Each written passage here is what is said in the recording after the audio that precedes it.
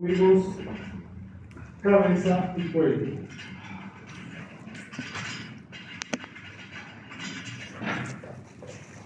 Tengo que inventarme un tema más para tomarles examen.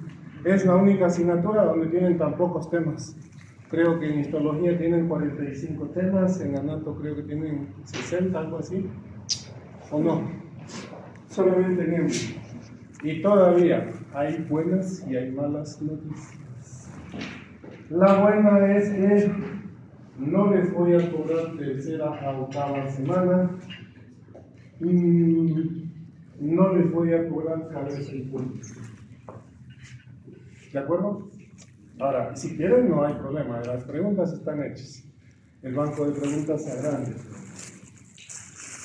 De neurulación solamente vamos a ver la parte conceptual, es decir, solamente una mitad, porque el resto es desarrollo de sistemas y eso está programado para el siguiente semestre. Sin embargo, cuando hablamos de primera, segunda y tercera semana, nosotros tenemos la obligación de dar por entendido lo esencial de embriología, lo más básico.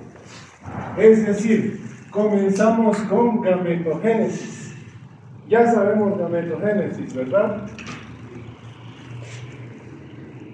¿Seguros? ¿Cómo es? ¿Sabemos algo de gametogénesis? Sí.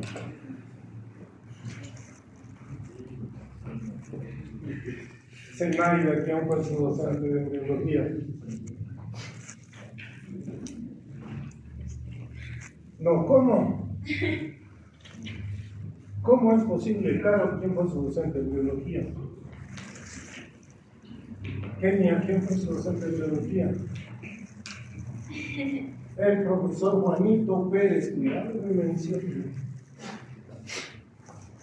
Entonces, veamos.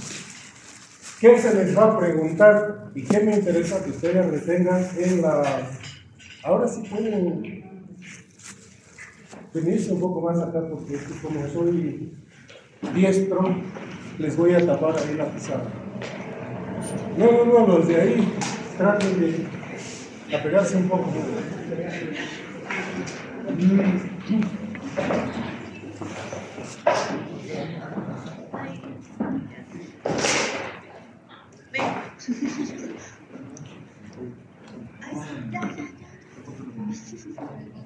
Entonces, miren, en gametogénesis me interesa, obviamente tienen que saber la definición.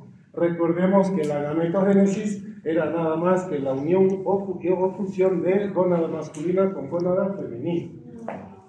¿Cómo que no? ¿Por qué me contradicen? ¿Qué era gametogénesis entonces? Fusión de los gametos.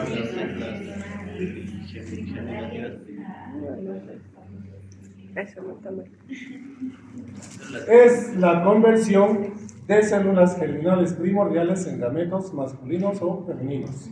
También podemos decir, de modo simplista, es el desarrollo de los gametos y punto. ¿Se entiende? Ahora, cuando decimos transformación de células germinales primordiales a gametos masculinos y femeninos, estas células salen de la región faríngea, es decir, de la faringe, ¿verdad? ¿Por qué me contradicen en todo? ¿De dónde salen estas células? Vamos a poner.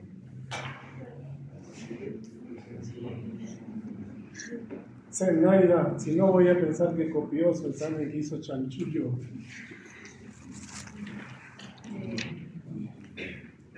María Belén lo tiene ahí en la punta de la lengua, saque.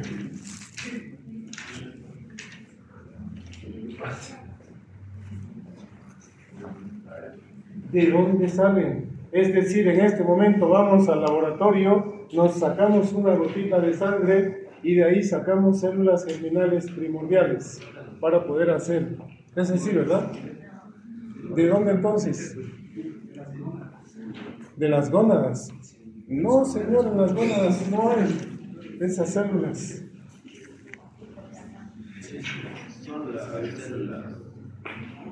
¿Cómo es, Marco? No. Ya ve que ya se olvidaron tan rápido.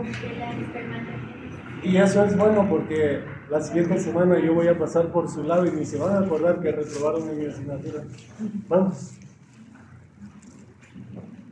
Atiendan entonces. Las células germinales primordiales, recordemos que ya se habían diferenciado en el disco germinativo bilaminar, y justamente lo que es el fiblasto da lugar al desarrollo de células germinales primordiales, pero esto es segunda semana del desarrollo. Es decir, cuando estamos en etapa de disco germinativo bilaminar, ya se están diferenciando un grupo de células en el epiblasto que son las células germinales primordiales. Sin embargo, no perdamos de vista al embrión, porque a partir de mitad de la tercera semana ese embrión va a comenzar a plegarse. Producto de ese plegamiento, las células germinales primordiales salen del embrión y se van a la pared del saco vitelino, dando lugar a que en ese embrión comiencen a desarrollarse unas gónadas y a diferenciarse. Gónadas que, si el embrión es XX, esas gónadas serán ovarios. Y si el embrión es XY, esas gónadas serán Testículos.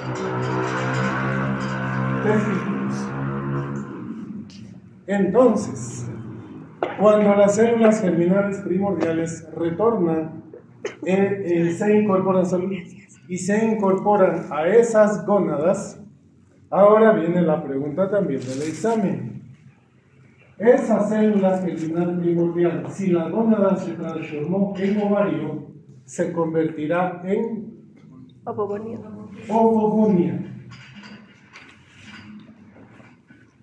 En tanto, si esa gónada se ha transformado en testículo, la célula germinal primordial se transforma en espermatogonia.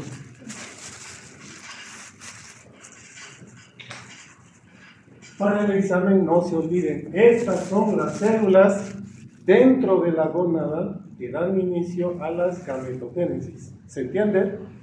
Pero estas células son diploides. ¿Qué significa célula diploide? Bueno, no hemos llevado todavía genética, lo vamos a ver en cuarto semestre, pero ¿qué significa una célula diploide? Que tiene dos series de 23 cromosomas, es decir, un total de 46 cromosomas. ¿Y por qué ponemos 2N? Porque una letra N representa una serie de 23 cromosomas, es decir, la información genética que nos transmitió mamá, y la otra N, los otros 23 cromosomas de la información genética que nos transmitió papá. Alguien tiene un cromosoma de más porque puede haber sido que el vecino también nos haya transmitido aquí. De aquí entonces, de aquí salen dos preguntas posibles para el examen, y uno es propósitos de la gametogénesis. ¿Por qué es que la especie viviente experimenta una gametogénesis? En nuestro caso, ¿para qué sirve la gametogénesis? Dos propósitos esenciales. Recuerden cuáles eran. Para reducir el número de cromosomas. Uno, reducción del número de cromosomas, eso es correcto.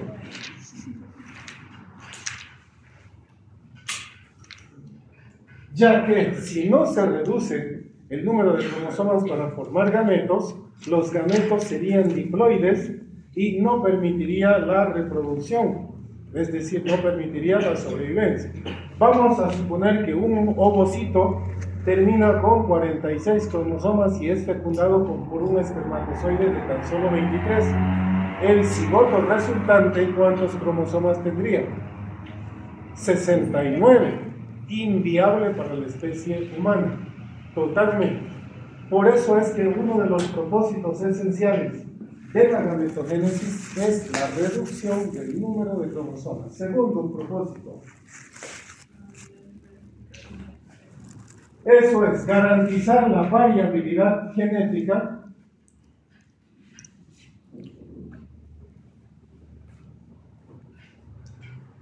o diversificación de la especie. Les decía, gracias a eso es que todos somos diferentes.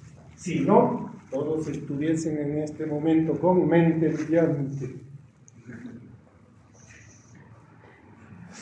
¿Dónde ocurre y en qué momento ocurre esta variabilidad genética? Porque cuidado, nos hagamos sorprender en algún momento de nuestra vida profesional con esto. ¿Cómo es eso? En la meiosis 1. A eso se conoce como crossover o crossing over que tienen en su libro. En ese momento, vamos a suponer que esta es una célula en el que momento en el que los cromosomas se han alineado en el ecuador celular, es decir, en el centro de la célula. Y les decía hace poquito, 2N significa 2 series de 23 cromosomas, 23 que vienen de la línea paterna y 23 de la línea materna. Pero ahora, para formar un gameto que solamente tenga 23, previamente nosotros debemos combinar nuestra información genética para que estos cromosomas terminen de ese modo.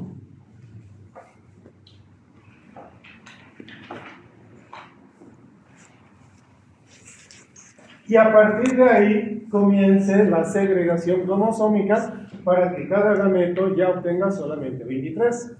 Eso significa que cada uno de nosotros en este momento tenemos información genética de papá e información genética de mamá, pero a su vez lo que venía de papá viene de combinación de papá y mamá de él para nosotros, y lo que viene de mamá también viene de combinación de mamá y papá de él. ¿Se entiende, verdad?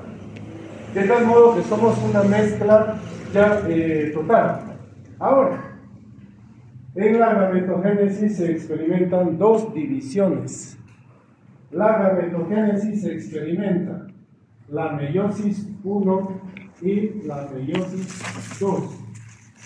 Que dicho sea de paso, la meiosis 1 se conoce como división reduccional, en tanto que la meiosis 2 como división ecuacional.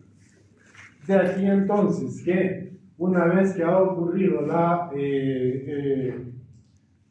recombinación o el crossover, la oogonia experimenta un proceso de división meiótica asimétrica, ya lo vimos, en la que previamente a esto debe replicar su material genético. Si tiene 23 pares de cromosomas, el último par es cromosoma o el par sexual. Ese par sexual en el caso de la oogonia será XX. XX, en tanto que en la espermatogonia será XY. El cromosoma de la el cromosoma de la inteligencia, Y. No van a decir nada. Estoy agrediendo a las damas y no han dicho nada. Deberían decir eso es mentira, porque es mentira.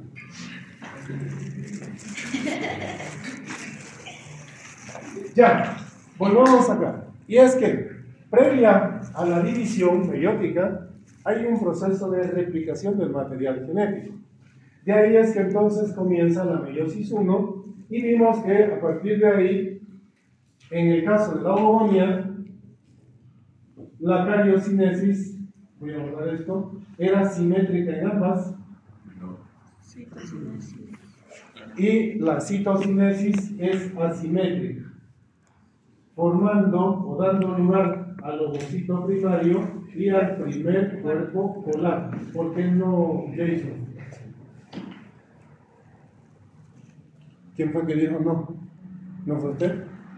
Ah, Alexander, entonces. ¿Cómo era la cosa? Corríjame porque puedo estar equivocado. O Sergio o Rodrigo, ¿quién fue que dijo no? ¿Cómo era? ¿O no era aquí que se referían? Los estoy viendo en reunión ahí en el Parlamento, en tertulia, está muy bien eso, espero que el examen les vaya bien.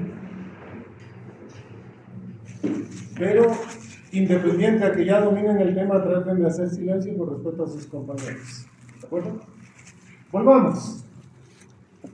Como hemos obtenido la replicación antes de la división, es decir, y se habla de división reduccional, esos cromosomas replicados vuelven aquí, pero ya simples.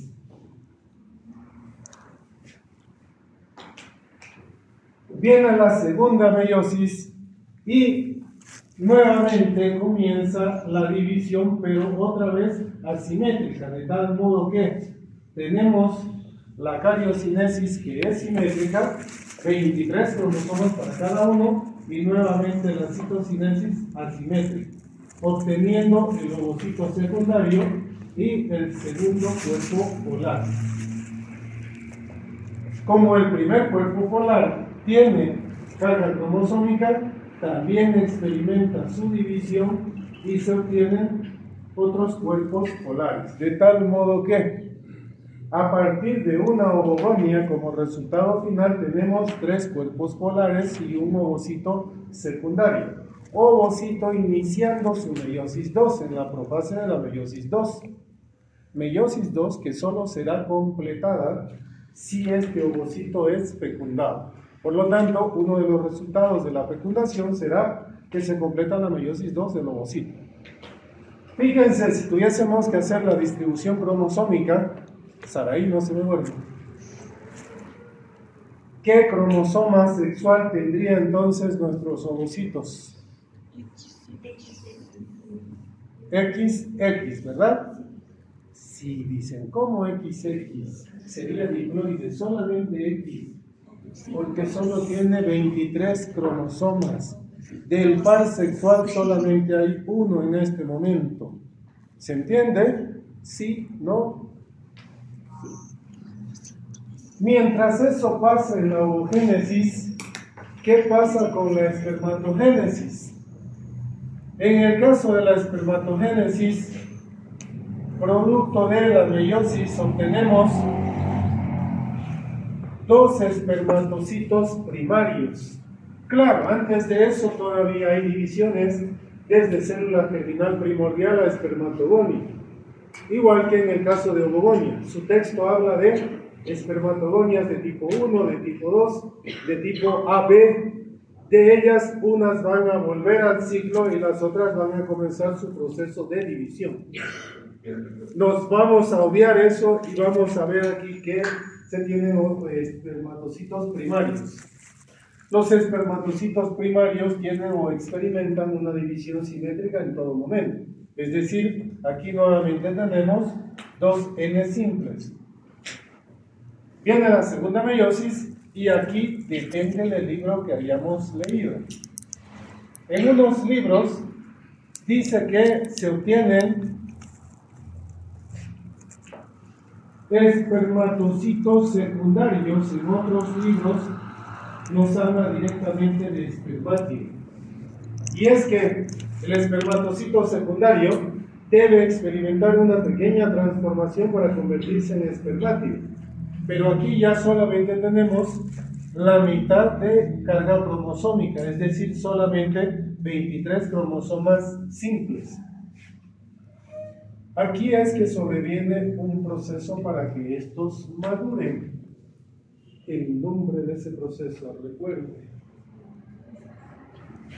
Déjenla a ella, los admiradores de ella.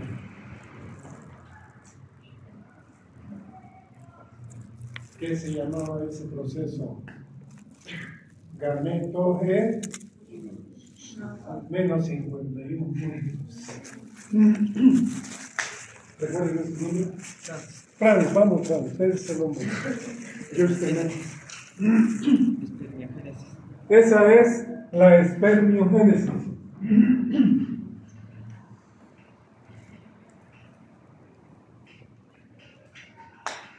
Gracias a la espermiogénesis es que habíamos visto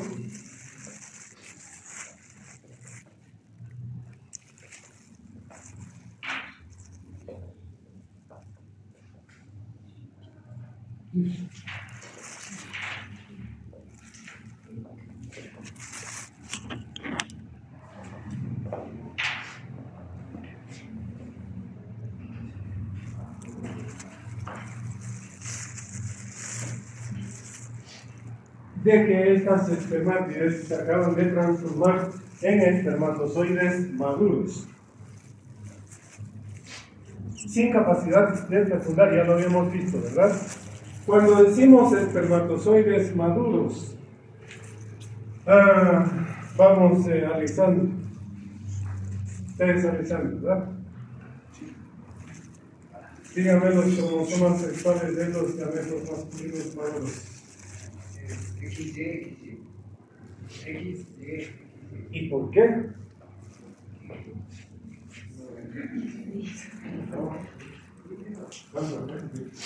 Yo voy a escribir como usted me diga, pero ¿por qué? ¿De dónde sale eso? Está mal, ¿verdad? ¿Cómo sería Albert? XXY. No. Estaba bien lo primero.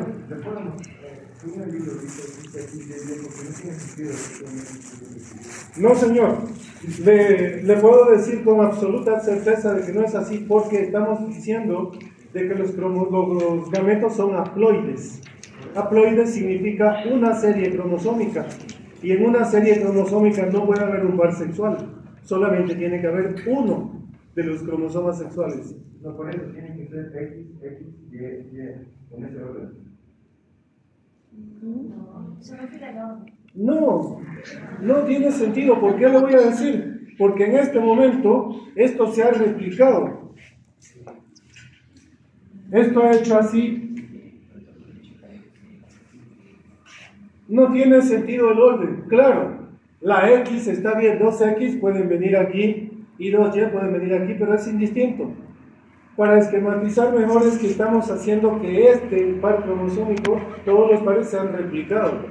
De aquí es que estamos sacando una X, una Y, una X, una Y, ¿me entienden? En este caso el orden de los factores no altera el producto. De todos modos tendríamos un gameto con cromosoma sexual X, con cromosoma sexual Y, con cromosoma sexual X y con cromosoma sexual Y. ¿Se entiende, verdad? Perdón. A ver, muéstrame su libro, algo.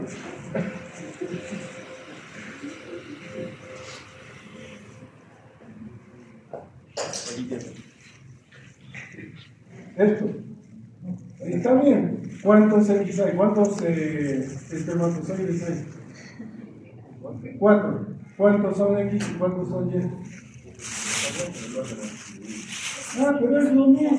Por eso le acabo de decir, ¿en qué nos alteraría? Solo que como aquí he hecho esto y he distribuido, he sacado X y Y, y de aquí también el X y Y, para que se entienda, ¿no? O sea, no ha cambiado absolutamente nada. Incluso estaría mal lo que está diciendo, porque siguiendo este orden también tendría que ser XY. Claro, XY. No están los dos X aquí y los dos Y aquí, ¿me entiendes? Sí, pero es una forma de esquematizar. No ha cambiado el producto final, ni va a cambiar. Esa es regla biológica. Lo que dice John Marco tiene razón. Si yo aquí tengo XY doble y se han dividido las células, va a terminar con XY simple. ¿Me entienden? En este momento. Esto sería así. Para que esto se divida, tiene que haber uno X, uno Y, uno X, uno Y. ¿No le parece lógico?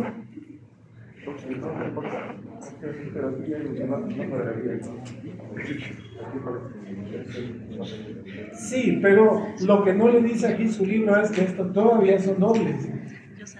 No podría no. Sí.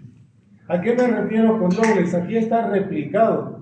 Y aquí todavía no se han separado las cromátides. Si usted lee su libro, le va a decir que en la última división, o meiosis 2, lo que se separan son ahora las cromátides hermanas. Y eso es lo que estamos haciendo. Y si se separan las cromátides, ahí sí tiene razón.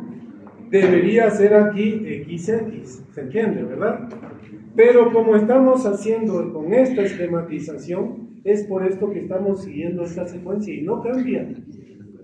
No va a cambiar. En ningún momento nos va a decir, no, es que el número 3 tiene que ser Y. Entonces, es una forma de esquematizar que tiene. Entiendo lo que usted está diciendo y no está equivocado. O sea, tiene razón en lo que dice ahí. ¿Qué es lo que pasa? Eso lo vamos a entender mejor cuando llevemos genética. Y es que nosotros sabemos que esta representación universal que se hace...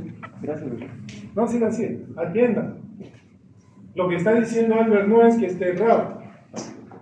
Lo que pasa es que debemos entender que esta representación universal que se hace de dos cromosomas, porque en todos los idiomas se representa así un cromosoma, ¿verdad?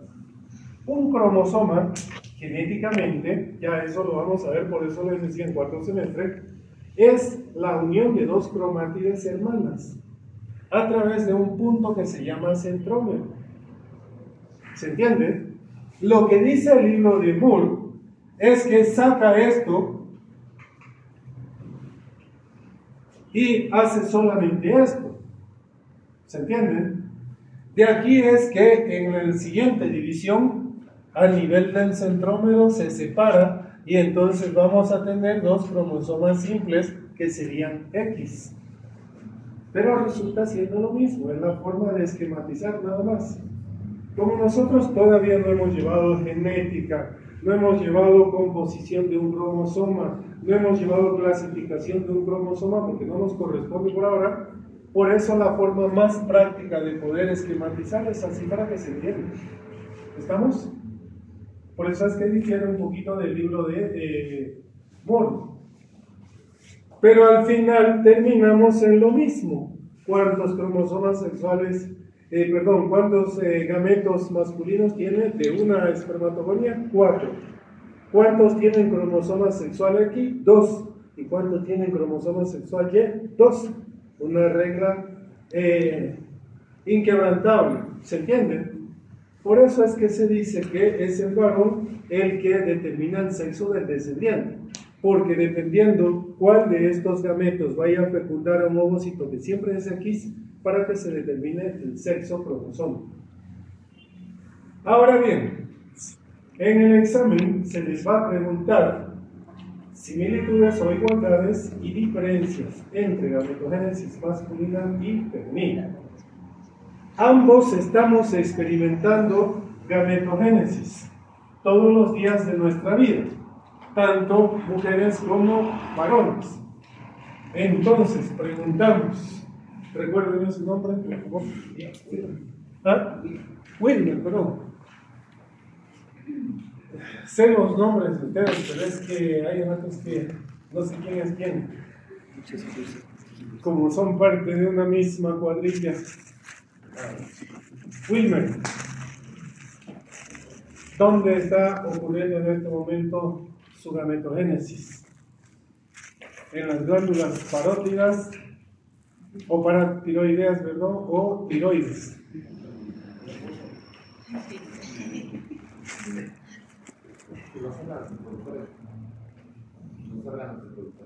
En los órganos reproductores. ¿Y eso es?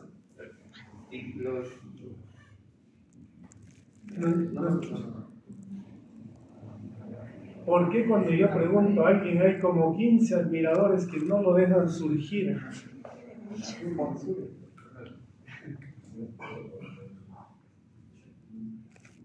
¿Dónde están ocurriendo?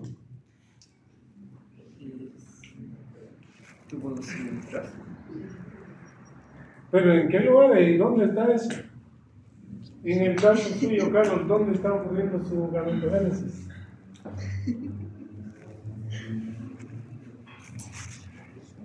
Atiendan esto. Yo sé que saben, yo sé que tienen ahí la palabra. ¿Y por qué en este momento no la dicen? ¿Cuál es el tabú que tenemos si estamos estudiando medicina? Y no estamos con morbo aquí, estamos con cosas anatómicas de medicina. ¿Dónde están ocurriendo las gametogénesis? En las gónadas. Las gónadas en los varones son los testículos, en las damas son los ovarios. No tiene nada de eso de morbo ni de nada, ¿se entiende, verdad? Entonces, ¿cuáles son las igualdades o similitudes entre gametogénesis masculina y femenina? Primero, en que en ambos procesos se reduce el número de cromosomas. Segundo, en que ambos procesos se desarrollan en sus respectivas gónadas. Por eso les hacía la pregunta. Tercero, en que ambos procesos producen gametos haploides.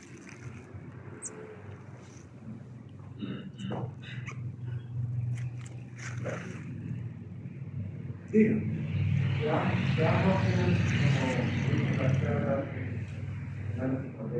Sí, también es otra similitud, porque ambos se originan de las células germinales primordiales. Entonces, ¿qué cosas serán diferentes? Porque no todo es igual. La duración. Uno, la duración del proceso, de toda la gametogénesis. Ambas se activan en la pubertad con los influjos hormonales, en este caso en las damas se marca con la menarca, que es la primera menstruación, y termina con la última menstruación, que es la menopausia. En el caso de los varones, se activa la pubertad, pero no termina hasta el último respiro de vida. ¿Se entiende? Otra diferencia grande es el número de gametos resultantes. En el caso de la ovogénesis, de una ovogonia resultó un ovocito secundario. En el caso de la espermatogénesis, de una espermatogonia resultaron 4 espermatozoides maduros. Otra diferencia, la continuidad del proceso. Esta, una vez que se activa la espermatogénesis, ocurre todos los días de la vida, sin pausa. En cambio, aquí se van haciendo pausas constantes. Esas son diferencias marcadas entre uno y otro proceso. ¿Se entiende? ¿Hasta aquí alguna duda, alguna pregunta respecto a gametogénesis? Si se tuviese que preguntar, entonces ya estamos con todo. Diga. ¿Empiezan con ovarios o con ovocitos primarios? Ya estamos en fase de ovocitos primarios, que están comenzando su proceso de degeneración. Desde el segundo mes comienza el aumento de células germinales primordiales y la transformación de estas en ovogonias. Y su texto dice que comienzan a fallecer. Se llega a una población de aproximadamente 7 millones de ovogonias y a partir de ahí comienzan a sufrir apoptosis. De tal modo que al sexto mes ya habrán aproximadamente unos 2 o 3 millones. Se nace aproximadamente con unas 400.000, pero ya como ovocitos primarios. Y a partir de ahí comienzan a perecer hasta la pubertad. Solamente un 1% es el que sobrevive, y de ellos hay un pequeño grupito selecto que en cada ciclo menstrual se predisponen a ser estimulados, de los cuales por sorteo solamente uno es estimulado. Por esto es que cuando lleguemos genética vamos a entender cómo es que se producen las anomalías cromosómicas. ¿Alguna otra cosa hasta aquí? ¿Está claro? ¿Esto sí? Entonces, salimos de gametogénesis y entramos a primera semana del desarrollo.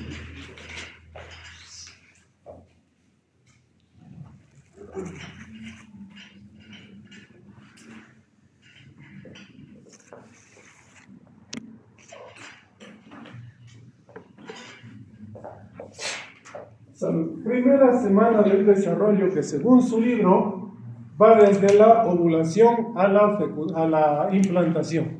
Y yo les había dicho que nosotros vamos a hacer la corrección, y es que va desde la fecundación a la implantación. No puede haber desarrollo si no hay fecundación. ¿Cuántos ciclos menstruales tiene una mujer a lo largo de su vida? De repente unos 40, 45, y no tiene 45 hijos. Así que esa es la gran falla que tiene el libro ahí en definición. Entonces, primera semana va desde la fecundación a la implantación. Pero ahora viene para las preguntas del examen. ¿Qué nos interesa que sepan? Cuando hablamos de fecundación, ya sabemos que fecundación, les había dicho hace poquito, es la unión o fusión de gónadas masculinas y femeninas, ¿correcto? ¿Por qué me contradice? ¿No es gónadas? No. ¿Por qué no? Porque las gonadas son ovarios y testículos, y es la fusión de los ovocitos con el Y entonces, ¿cómo había sido la fecundación, Daniela? ¿Qué había sido la fecundación? Va a llegar a casa y los sobrinitos van a preguntar: tía Daniela, escuché una cosa que dice fecundación, ¿qué es? Explíquenos como niños. Ya la admiradora de Daniela está ya, ¿ves? ¿Cómo era Daniela? Lenny, vamos, usted sí que puede. Tiene las palabras precisas. Ya está la admiradora de Lenny. Voy a tener que ver. Está chequeando ahí.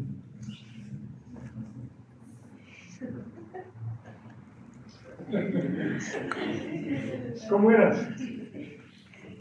Saraí, vamos Saraí.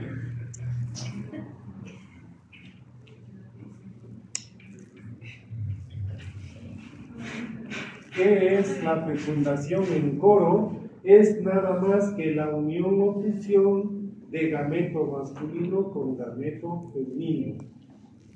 Si quieren ser más simplistas, es la fusión del ovocito y el espermatozoide. Ovocito, no óvulo. ¿Se entiende? Óvulo es un vocablo latín que significa huevo. Y huevo solamente se le dice al producto de la fecundación, es decir, al cigoto. Por lo tanto, una dama en cada ciclo menstrual no libera un cigoto, libera una célula llamada ovocito. Ese ovocito sale rodeado, si aquí tenemos un ovocito que es, obviamente, perdón, en este caso es solamente N, el ovocito sale rodeado por una fina capa de células que lo protegen y lo nutren, que se conoce como zona pelúcida. Además, sale rodeado por 2 a 3 capas del antro folicular ovárico, que se conoce como corona radial. De ahí entonces que el chico travieso que quiere venir a conquistar tiene que atravesar toda esa barrera para poder llegar aquí a donde está el ovocito. De ahí que se describen las fases de la fecundación. La primera fase se denomina entonces en consecuencia penetración de esta que es la corona radiada. Pero aquí un detalle que tienen que tener siempre presente es que para que un espermatozoide llegue de la cavidad uterina hasta el final de la trompa uterina donde está el ovocito, es un camino muy grande. Es como mandarnos caminando en este momento de aquí hasta Río de Janeiro. Y un espermatozoide no puede darse el lujo de caminar en vano. ¿Cómo es entonces que sabe a cuál trompa uterina debe dirigirse? Es que estas células emiten señalizaciones neuroquímicas que atraen a los espermatozoides. Para eso, una de las funciones de la corona radial. Entonces, la primera fase dice penetración de la corona radial. Aquí ocurría una reacción, y dicho sea de paso, también le corregimos al libro de Lachmann. El libro de Lachmann dice que la reacción acrosómica ocurre en la segunda fase. Y no es así. Si vemos algún otro libro, nos va a decir que la primera o el primer efecto del encuentro entre estos dos es la liberación de enzimas por parte del espermatozoide. Y ya les había mostrado inclusive un texto que muestra que este espermatozoide comienza a liberar enzimas. A eso se conocía ¿con qué nombre? Reacción acrosómica. Esa es la reacción acrosómica. ¿Para qué? Para dispersar a esta, es el efecto gas pimienta del que yo les había hablado, para dispersar a las células de la corona radiada. Y entonces, en consecuencia, si las enzimas tienen acción biológica sobre esa corona, sobre esa corona radiada, Entonces la siguiente capa reaccionará. Ocurre la segunda reacción o la segunda fase de la fecundación, que es la penetración de la zona pelúcida. Y la zona pelúcida reacciona de dos modos: alterando su potencial eléctrico y cambiando su composición química. A eso se llama reacción de zona. ¿Pero qué pasó? Damos nuestro examen teórico y después damos nuestro examen práctico. ¿De acuerdo? ¿Hay algún